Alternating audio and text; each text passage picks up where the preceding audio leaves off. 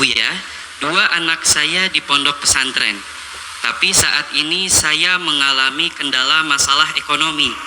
Sudah 4 bulan saya menunggak bulanan anak-anak saya. Bukankah mencari dan belajar ilmu agama itu kewajiban? Lalu kenapa saya diberi kesempitan sampai nunggak biaya bulanan ke pondok pesantren? Padahal saya tidak minta mobil, tidak minta rumah. Hanya minta dilancarkan untuk biaya pesantren anak-anak saya. Mohon pencerahannya Buya, agar saya kuat, tenang, dan tetap bersyukur kepada Allah Subhanahu wa Ta'ala. Semoga Buya selalu dalam lindungannya. Amin ya Rabbal Alamin. Amin. Minta kepada Allah, mintalah seluas-luasnya. Tuhanmu Allah Maha Kasih.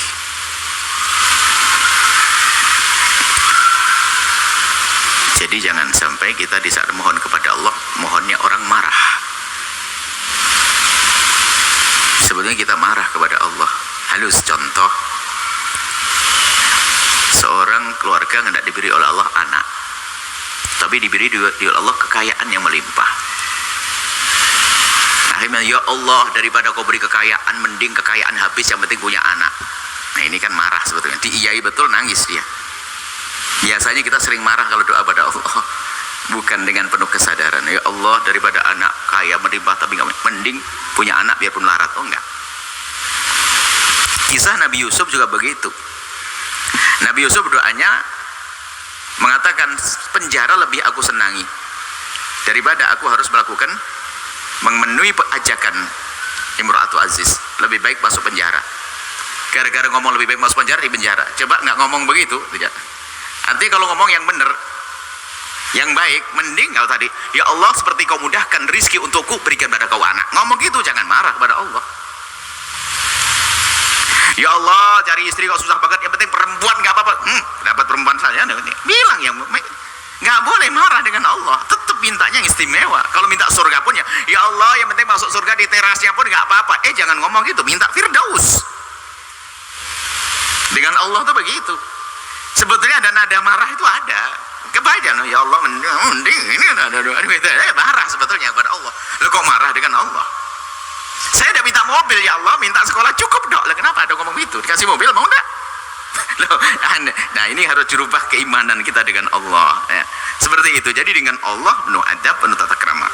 Kenapa Anda minta semuanya? Minta sekali, ya Allah, berikan kemudahan dalam segala urusanku.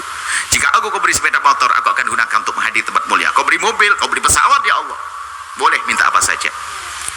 Jadi kita jangan sampai permohonan kepada Allah itu adalah ada nada kita nggak menerima apa yang Allah berlakukan kepadanya. Kemudian masalah pendidikan, memang Anda wajib menyekolahkan anak Anda.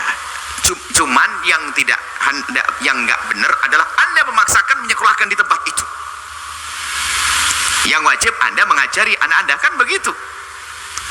Tapi Anda tidak wajib harus menyekolahkan anak Anda di tempat itu. Sesuai dengan kemampuan Anda. Jangan beralasan, ini kan wajib, yang penting saya masukkan. Loh, itu kan ada manajemennya, ada aturannya, biaya yang mahal. Ya jangan masukkan anak Anda ke biaya yang mahal. Tapi kan pengen sukses. Mulai kapan sukses harus pakai biaya mahal? Ini ada orang-orang sukses sekolahnya SD-nya gratis, dulu nggak pakai sepatu, saking fakir. Bukunya pun adalah nusuri apa? Milik kakaknya pakai adiknya, begitu kan biasa begitu.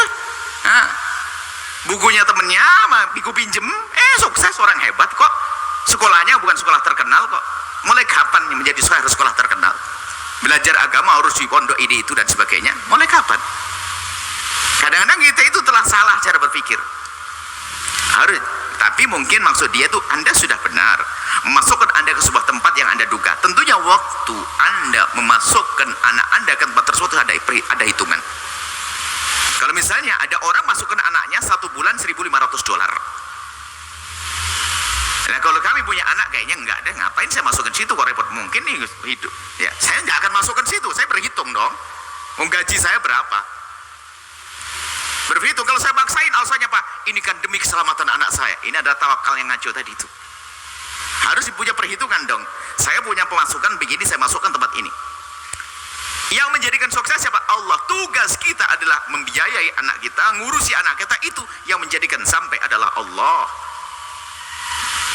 kemudian jika terjadi seperti tadi benarnya, kok 4 bulan, berarti sepertinya dia sudah masukkan anaknya ke dalam perhitungan yang benar.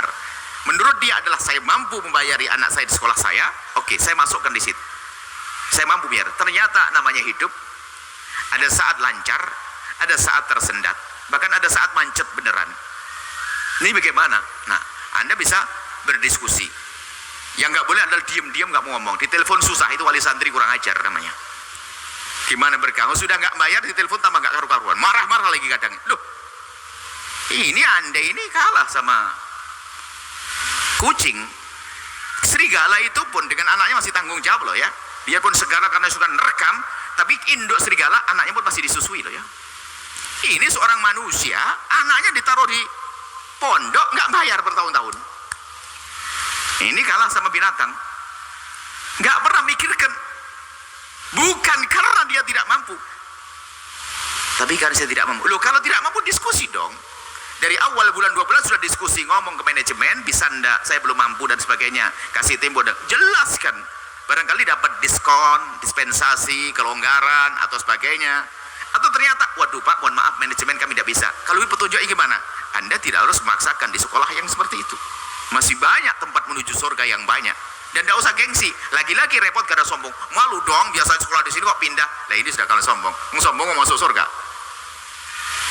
Masa saya turun pangkat dong dari sekolah keren, sekolah keren. Mau turun, lah ini sudah mulai ngaco ini. Memilihkan sekolah anaknya bukan untuk menuju Allah, tapi untuk mengangkat kesombongannya. Ini terjadi seorang ibu-ibu mengadu anaknya tidak bisa membayar sekolah kepada kami. Wah, ini kejadian. Kebetulan anak kami waktu masih sekolah juga di Cirebon di luar. Saya tanya, berapa Bu per bulannya? 1.200.000. Kaget saya. Ah, berapa Bu? 120 lah pikir. 1.200.000. Lah, saya punya anak sebulan 75.000. Yang sebulan 1.200.000 minta solusi di anaknya yang sebulannya 75.000. Wah, ini keblinger saya, yang keblinger dia keblinger saya. Saya mikir, kenapa maksain? Rupanya dia menyekolahkan sekolah yang mahal. Jadi kalau anaknya di sekolah yang mahal langsung ibunya kaya kan itu. Dan nanti wali santrinya hobi kuliner, ini gaya action, pamer laptop, pamer gelang, pamer tas baru dari Singapura, dari Australia itu. Ada sebuah sekolah kan udah gitu. Ini orang nggak mampu masukkan anaknya sekolah ke situ hanya pengen action, yang nyungsep suaminya. Nah ini model begini ini ada atau tidak? Ada di Cirebon juga. Karena kejadian, aduh, ini orang salah konsultasi. Anak saya cuma 75.000 waktu itu. Ini 100.200. Ya udah. Akhirnya jadi bahan bahwasanya ada sebagian orang itu adalah mengangkat kesombongannya, bukan menghantarkan anak kepada kesuksesan. Sehingga harus keren-kerenan, bayar mahal dan sebagainya. Termasuk contoh saja di pondok kita. Pondok kita memang ada sekolah bayar. Tapi ada sekolah untuk sukses, ada yang dengan ini. Ada kelas tafaku, ada kelas ini. Kadang-kadang nggak mau, kalau ini nggak mau, sudah mulai ngikuti kesombongannya. Yang penting anakku dihantarkan kepada kemuliaan kan selesai. Kalau tidak pondok ini, pindah ke pondok yang lain. Maksud kami, kalau memang Anda tidak mampu membiayai di pondok tersebut, sudah. Anda minta petunjuk kepada ustadznya agar dipindahkan ke tempat yang lain yang sekiranya secara akidah juga aman dan sebagainya. Mungkin bisa lebih murah di tempat tersebut. Mungkin Anda yang lebih dapat rekomendasi dari ustadz tersebut. Seorang kiai pasti berikan solusi. Kalau itu di pondok, nggak mungkin dibuang begitu saja. Asalkan kitanya benar, bukan itu telepon susah, direjek, marah-marah dan sebagainya. Ini nggak benar. Itu maksud kami adalah Anda bisa berdiskusi, ini jawabannya, diskusi kepada yang punya pondok tentang keadaan anak Anda agar diberi gambaran solusi. Apakah nanti ada diskon, dispensasi dan seterusnya, atau ternyata jika memang tidak mungkin di situ, bisa dialihkan ke tempat yang mana, tentunya dengan petunjuk guru, maka dengan adab, maka Anda akan sampai kepada Allah. Yang nggak benar tidak pakai adab. Dicomot langsung tunggakannya berjuta-juta. Ini kan ada. Kita kan juga ada pesantren, ada orang tunggakannya banyak, tiba-tiba pergi begitu saja. Akhirnya kasihan pondok. Bukan kasihan pondok, kasihan dia dong yang berjalan. Kok kasihan pondok? Aneh banget, Anda ini salah berpikir juga. Yang kasihan dia. Punya tanggung jawab ditinggal begitu. Kalau pondok adalah tempat untuk menuju pada kemuliaan. Seperti itu. Jadi Anda bisa diskusi, kemudian setelah itu kalau harus pindah, nggak usah gengsi. Hilangkan gengsi, maka Anda akan ketemu kepada kemudahan. Kalau kami bahasa sederhana, kesederhanaan itu adalah menjadikan Anda kaya sebelum kaya.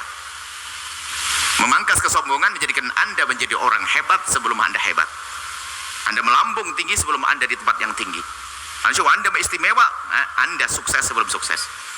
Sederhana, biasakan dengan kesederhanaan, maka kesederhanaan yang jadikan kaidah hidup Anda menjadikan Anda kaya sebelum kaya. Wallahu a'lam bishawab.